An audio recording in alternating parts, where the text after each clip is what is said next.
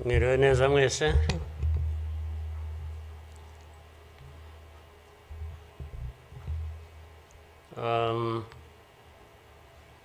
Ngira ngo biroroshye wenda kugira aho mpera.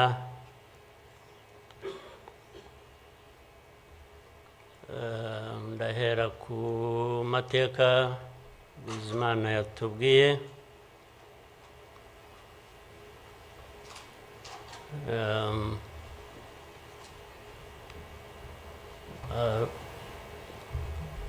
Arambuye afite ibimenyetso ashingiyeho, ariko ndagira ngo mbanze nshimire mwese abari hano mwaje kwifatanya n'igihugu n'abanyarwanda, cyane cyane mwebwe abaturuka hanze mu bindi bihugu cyangwa abihagarariye hano mu gihugu cyacu.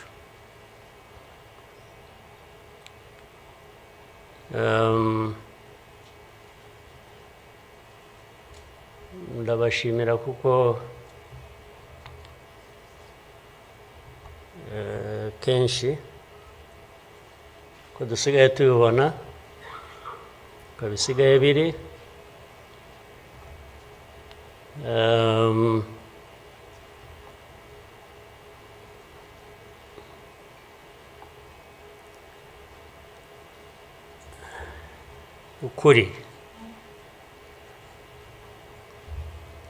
ukuri ntabwo kukigenderwaho.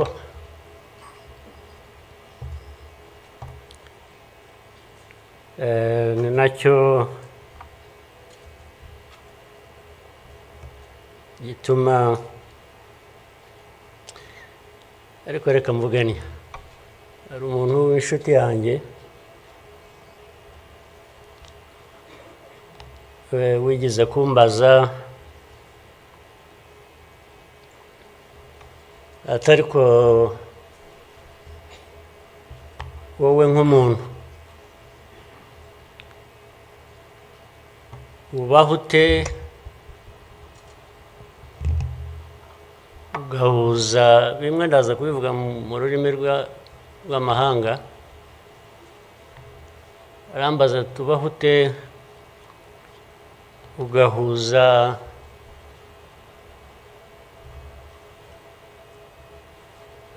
the dark past and the cruel present.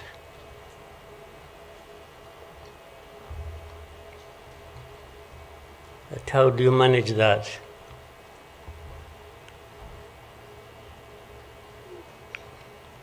Ariko uko nabyumvaga ntabwo ari igihe yabazaga gusa, yabazaga u Rwanda. Uvuga ngo u Rwanda mubaho muti, with a very dark past and a very cruel present.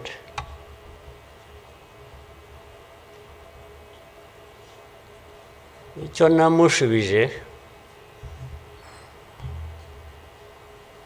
nuko from the beginning we were under an illusion that the two were siblings and we had to deal with them as such. You have to deal with the cruel present, knowing that it is very, very much related to the dark past. They are inseparable. So for us, we have a choice to make.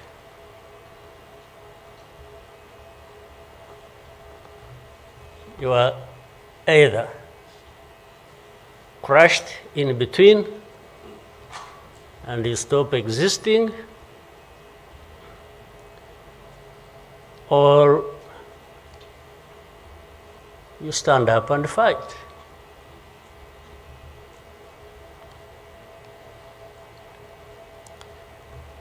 When people are saying in the testimony that,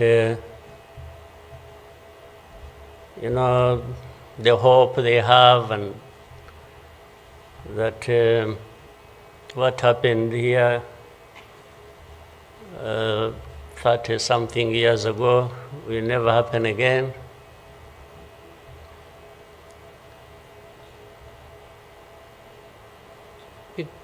It won't be because of those who were responsible for that dark past will not try again, or are not even trying now again. It will not happen again just because there will be people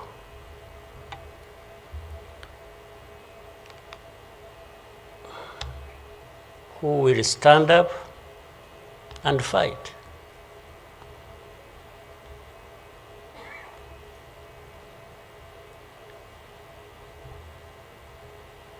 It's not because there are fewer people who wish to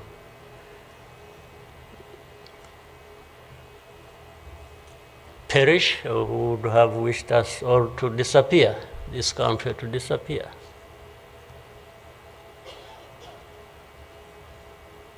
But how can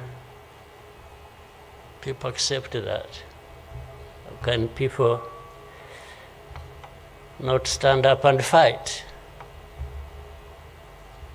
Because anyway,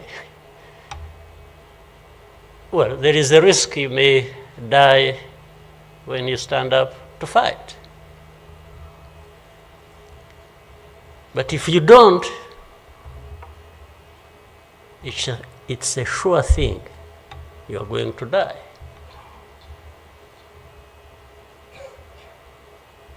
So why don't I try the former?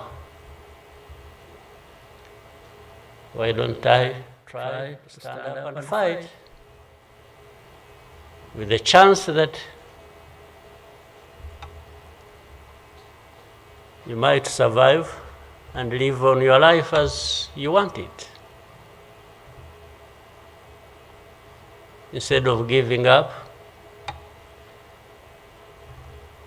and you let people treat you as if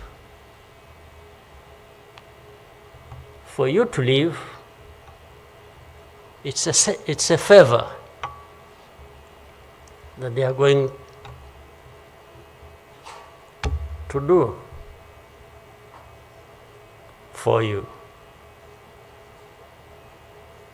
Why?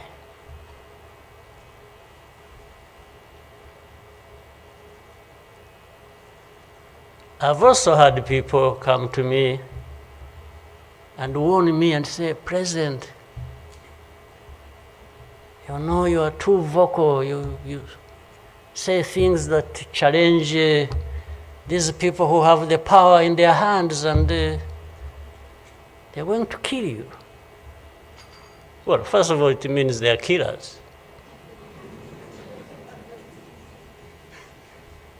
But my answer to them is, you know what? If I were to be there to just accept these things to happen,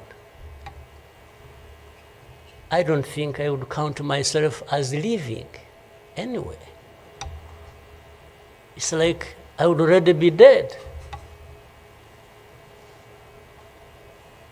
To live a life of lies, of pretense,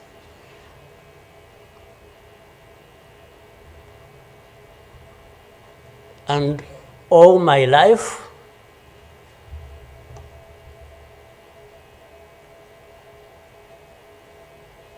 to somebody else, I would be dead anyway. So why don't I die fighting?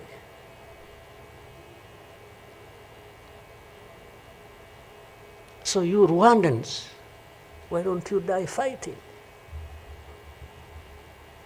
Instead of dying anyway, just dying like flies. Why? But my message goes to other Africans who live like this on a daily basis, who are dehumanized. And they accept it and they beg. I can't beg to live. I can't beg anybody.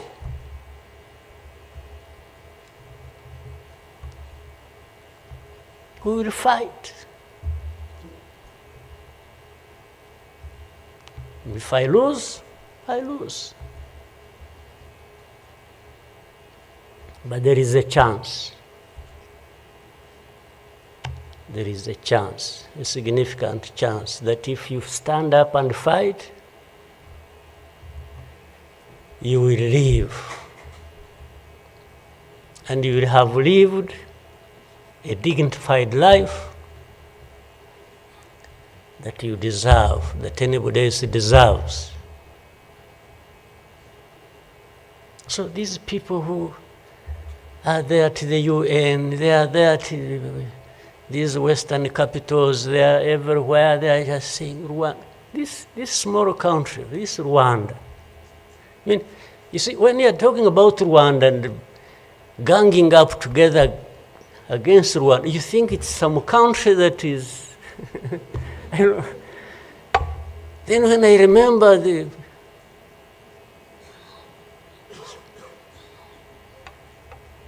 facts about it, I just imagine the world has gone amok.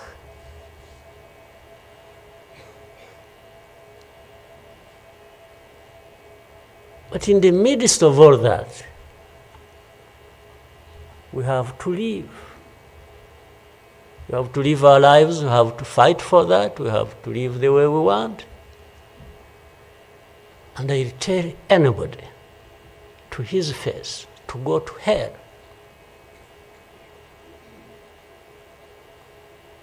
If anyone comes around and thinks they can, they come and say, hey, we're going to sanction you. To what? Go to hell. Just go to hell.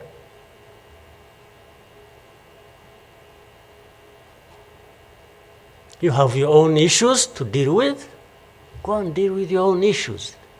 Leave me to mine. This is the spirit, I think, Rwandans must have in their daily lives. So my worry is not about how powerful these people are that come down upon us and throw anything at us. I'm never worried about that. I worry about one thing,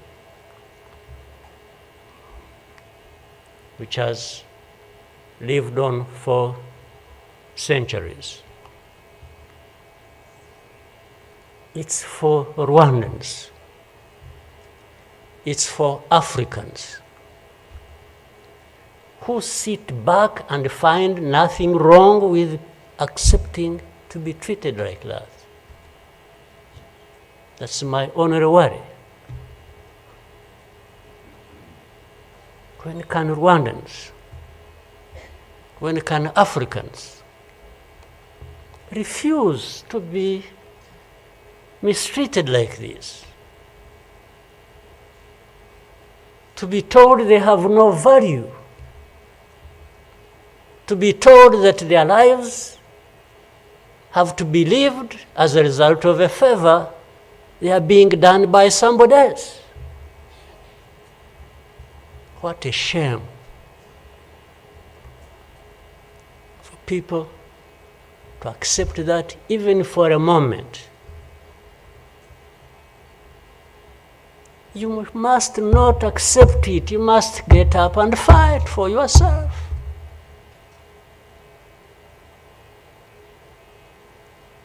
And then you have fools leading countries and being used as puppets.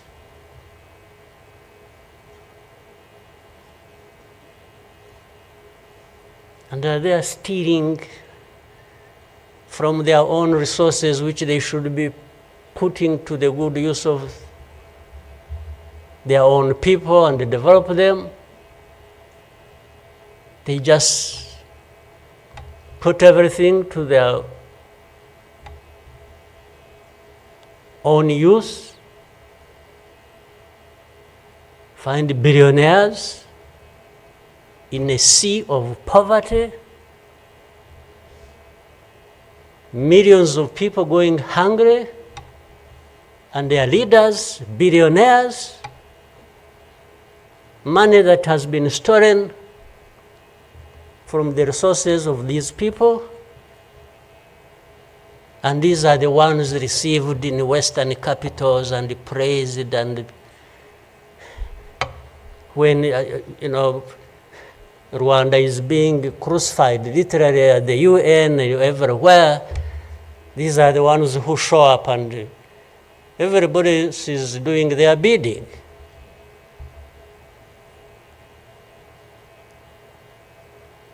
They don't talk. These ones don't even say a thing. There is somebody to say it for them.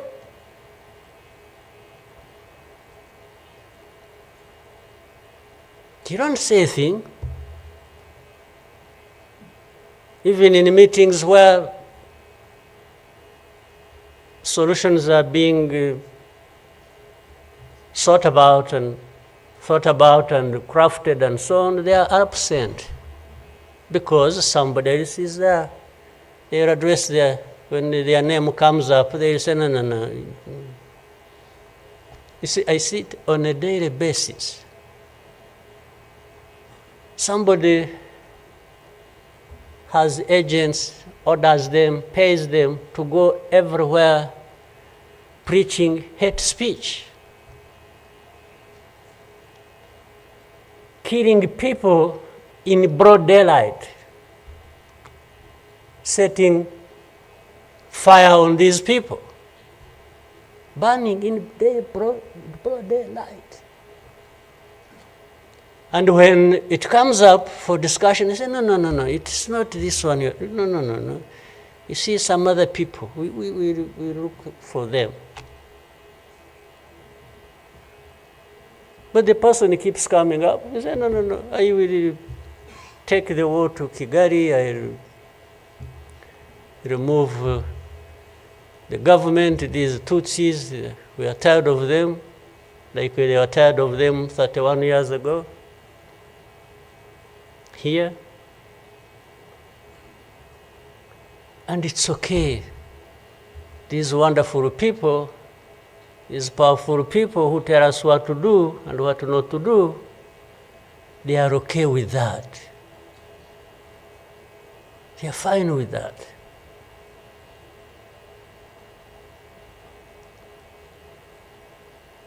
And they expect us to accept it also ourselves.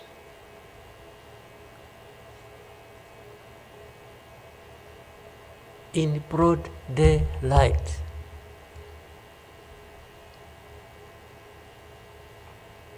Hate speech, killings of people for their identity, uprooting them from their homes, and most of them are refugees here in this country.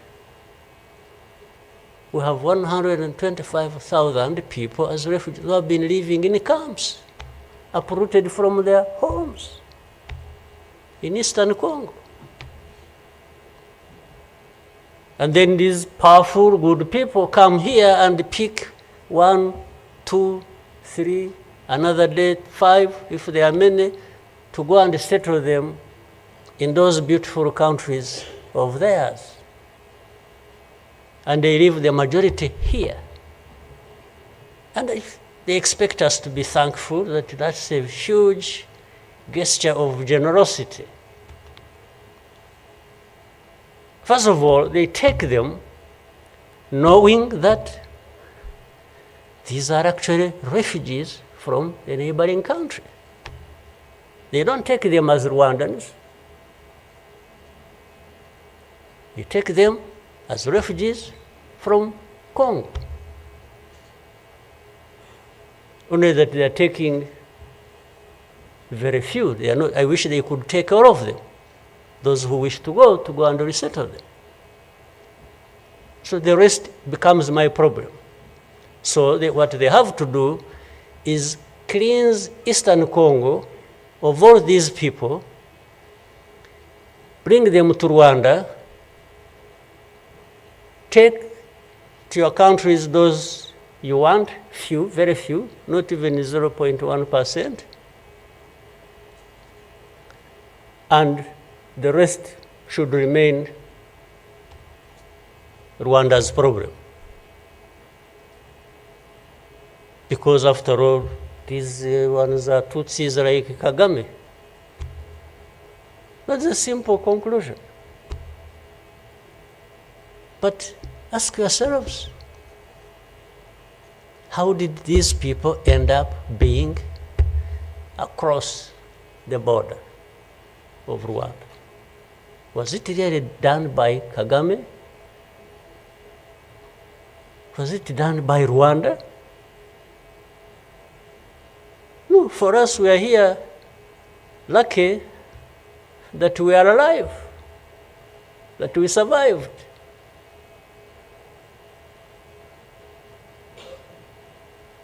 So,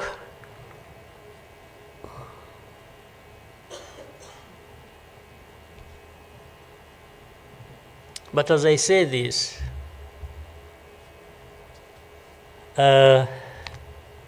even for my sanity and the country's sanity, we have sometimes to just try to do things differently. Meaning, if you want to be helpful, if you want us to be partners, we are happy to play our part, and you can be sure you will find a reliable partner in us, irrespective of what we think about you.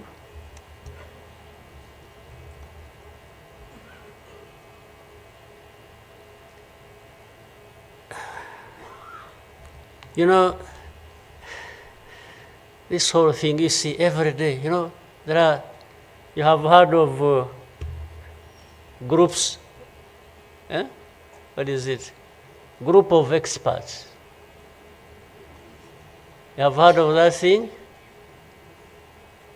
These are people who go around, experts who are supposed to know better our situation than ourselves. Can you imagine? And the ones who lead those groups are the very people connected with this history I'm talking about, or that Bizimana I was talking about. Can you imagine the cynicism?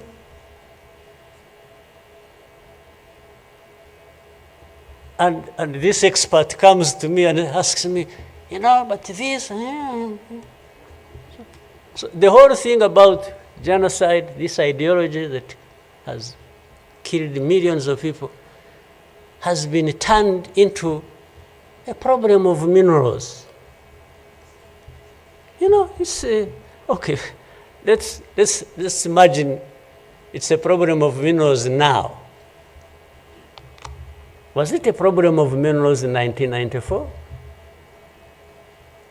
Which minerals were we fighting for here? Just imagine. Which minerals?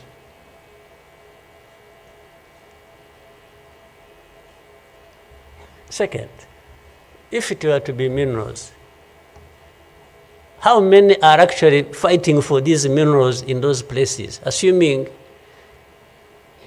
you found evidence about Rwanda being implicated in what's happening in Congo for minerals in Eastern Congo? Are you really saying it is just Rwanda? Why don't you be brave enough to say Rwanda is invading our territory we have created for ourselves and is encroaching on the minerals we are also encroaching on in Eastern Congo? Why don't you be brave enough to admit that? At least to say that.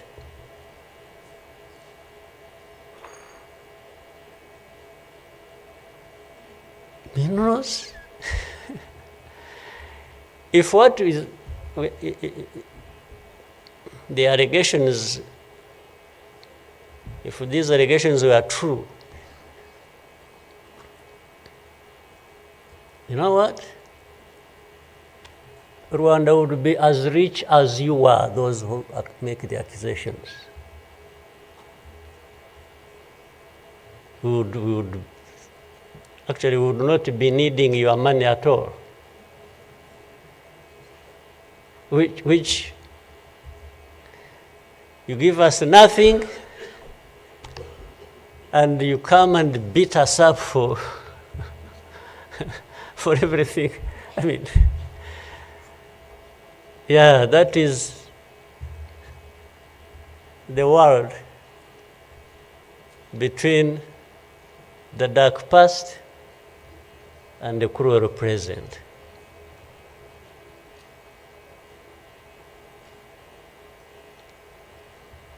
But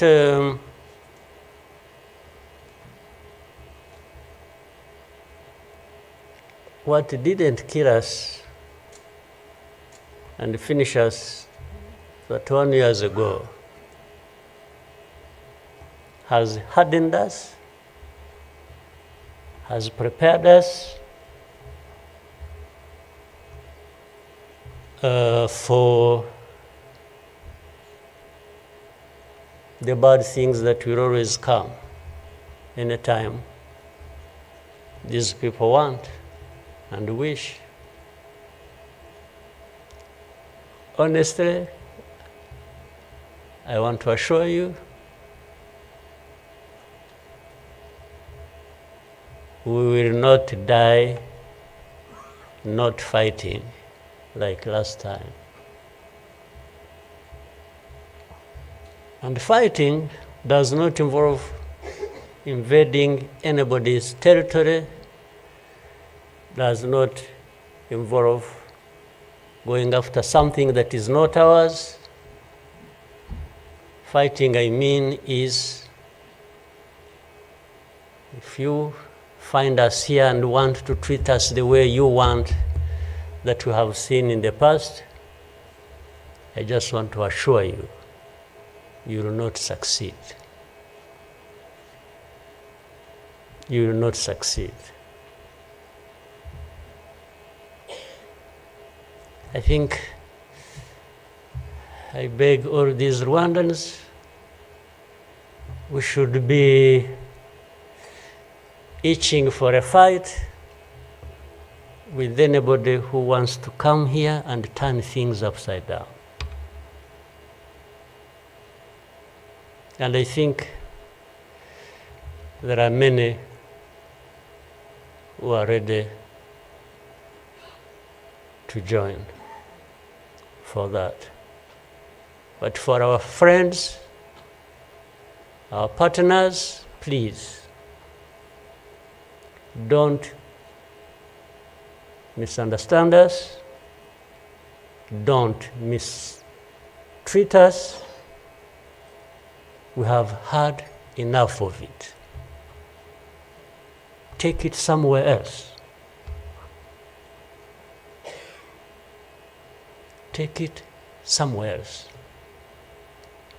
You know, this Bizimana who was telling you this whole history, by the Bizimana, if you could compile that and distribute it to our friends and all of us. I actually want a copy of what you...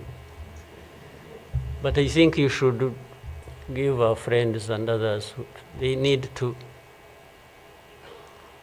Much as in the cruel present, facts don't matter, evidence doesn't matter, the truth doesn't matter. What matters is what pleases you on any day, and doesn't matter what facts about others. But and I was saying this because this man made another presentation another time that involved the same people he was talking about. And the next day, from embassies, people came to him, threatening him. Yeah. You know, they even, they're so foolishly brave to just, you know, they went to him. And I think another message went through Foreign Affairs. It's like this man who is saying this, and he was not saying it is not true, but he was saying no for daring to say it, even if it is the truth. Yes, they threatened him, and they even started threatening he will not get a visa to travel to some places, face to face, like that. Somebody from the embassy threatening our minister. Of course, I can't blame them that, given this history we have had, that from the embassy they even think they are above the minister. Yeah. He just come and say, you dare say this. He wasn't saying, this is contrary to the truth or evidence we have. Why did you present lies? No. He was just saying, whether lies or truth, you shouldn't have said it. That is the cruel present we live in, but we must confront it. And we will. We shall. No question about it. I've also told people that anyway, for us, we are in a sort of not bad position, because the worst has already happened to us. I don't think anything worse will happen, ever. So those who are scared, fearful of anything, I just want to console you in some way, if you may, that actually the worst has already passed. When we lost the people during that time, the young man was giving a testimony about. Do you think anything like that would ever happen again? I don't think so. So why would we be scared of anything? The worst. The hurricane came and we took cover and things, and it has passed. And we rebuilt. We rebuilt our strength of all kinds. I don't think there is any other hurricane that will come and sweep across the country, destroying everything. I don't think so. So And this day always reminds us of some of the things that I ignored and the facts that remember the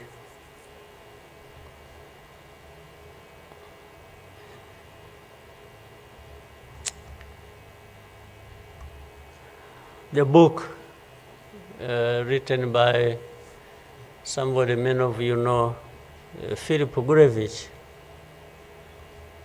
with a very long title.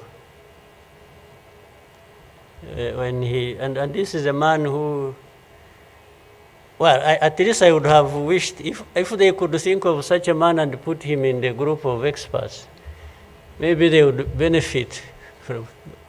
But you bring somebody just because she comes from a country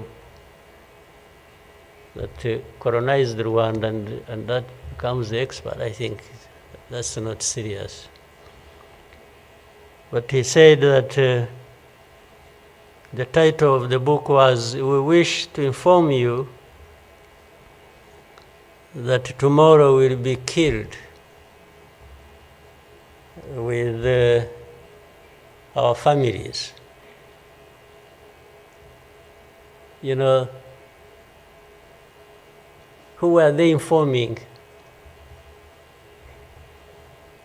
And who was going to stop that? And who was going to come to their rescue? Nobody. It just happened as they said it. People kept telling the world, "We want to inform you that tomorrow we're going to be killed with all our families." And who cared? And the families were killed indeed, including the family of the young man who was testifying here. Well, including our families, those of us standing here, who have been demonized every single day about our history. The history where there is a force that always has been attempting to turn victims into perpetrators. So these people who give testimonies and say what happened to them, they are actually now perpetrators. They are no longer victims. So the cynicism I was talking about of what happens in this world is that these very people who barely survived and who lost everything else and their families are now the victims, the perpetrators, no longer victims. That's what the world wants to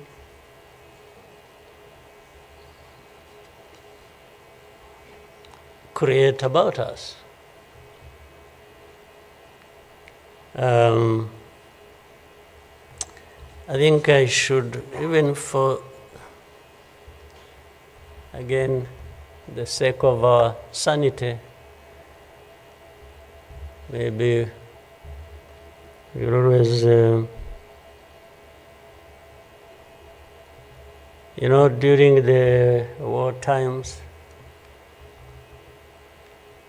to keep my own balance, you know, there used to be battles taking place across the country, militias killing people, RPA soldiers fighting government forces. Sometimes in our movements, we would, one of the commanders would come to me and say, "President, you come and see what has happened here." I went there once and saw a mass grave that they had just dug with caterpillars and been, I think they had put in over 2,000 people. And from that lot, we found 12 people are still breathing. And we got them out. I was told the other day of the 12, I think they lived for some time, and then now they are remaining 7 out of 12. I kept following the story. 7 are still alive. I think 5 died of... But from that moment, I told the commanders that they should never bring my attention to this kind of thing. They should just handle it, and we agreed how they would be handling it. But I should never, I don't even need to be informed or, and the reason was simple. And unfortunately, such a moment of remembrance sort of takes you back into that. But the reason was I didn't want my judgment and my conduct of the war and the leadership I was supposed to be providing to be impaired in any way by the anger, by what you saw. So that's why I wanted to keep my own balance so that we go through so many things. But otherwise, if I kept seeing this, putting people out of a mass grave, and then your mind goes to say, but who is this doing? Whoever is doing this, why is he doing it? He may end up. So anyway, let me.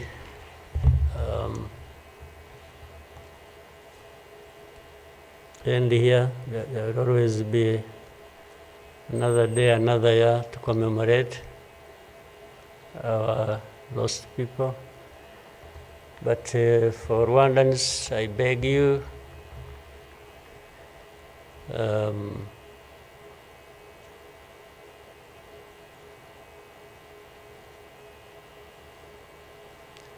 don't you owe your life to anybody else. And please have the courage to deal with the situation and moment as it is. Don't offend anybody,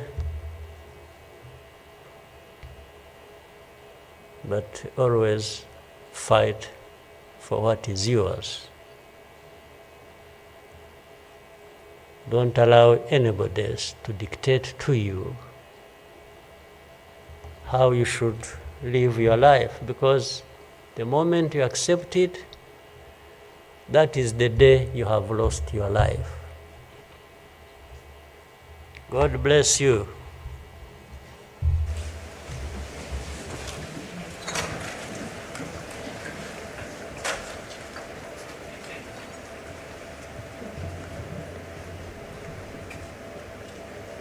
Murakoze nyakubahwa Perezida wa Repubulika kubwo ubutumwa mutugejejeho.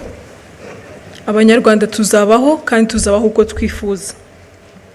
Nyakubahwa Perezida wa Repubulika na Madamu, banyacyubahiro, Banyarwanda namwe inshuti z'u Rwanda, nongeye kubashimira ko mwabanye natwe muri uyu muhango wo gutangiza icyumweru cy'icyunamo n'iminsi 100 y'ibikorwa byo kwibuka. Ndagira ngo mbibutse ko kandi kuri uyu mugoroba hari ibikorwa byo kwibuka. Urugendo rwo kwibuka Walk to Remember rurahera ku karere ka Gasabo rusoreza kuri BK Arena ahaza kubera umugoroba wo kwibuka. Gahunda yari duteranirije hano igeze ku musozo. Munyemerere duhaguruke duherekeze umukuru w'igihugu.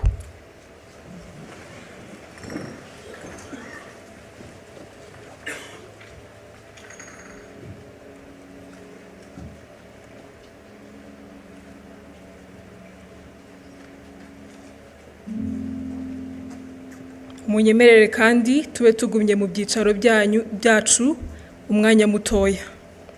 Twibuke twiyubaka kandi dukomere.